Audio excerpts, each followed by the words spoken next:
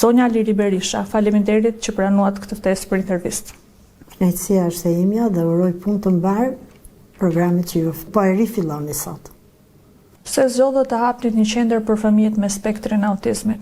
Unë pata fatin që të njifem me shumë personalitete, kam thënë politike dhe jo politike, që kanë ndikuar shumë në jetën time.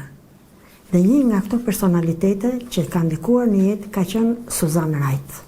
Suzan Wright ka qenë themeluesja e parë e organizatës më të madhe botërore të autizmit në Shtetet e Bashkuara të Amerikës. Kam pasur fatin të takoj dhe në aktivitetet e shumta të shpeshta që ne takoheshim,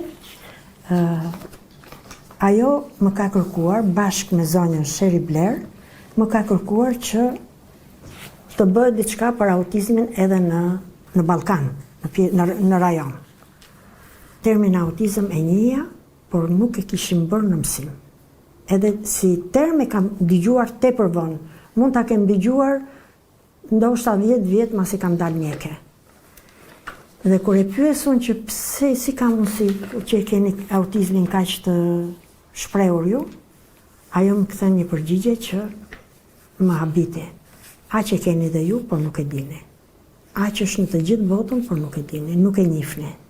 Duhet ta kërkoni, duhet të flisni që ai të vit ju gjej. Dhe kërkoj me insistim që unë të merrem me këtë problem. Unë nuk i dash fjalën, sepse nuk e kisha marrë ndonjëherë me autizmin. Edhe ato raste që ndoshta do i kam pasur në vizitat e mia, i kam trajtuar gjithmonë, i kam dërguar gjithmonë tek neuropediatri, nuk ka hyrë në spektrin e vizitave që bëja unë, trajtimeve që bëja unë. Por edhe nuk i kishim bërë në shkollë. Dhe kur erdhi rrugës, mendoja si ka mundësi, domethënë, të kaq i dëgjuar ky problem dhe në Shqipëri të jetë kaq i pazë.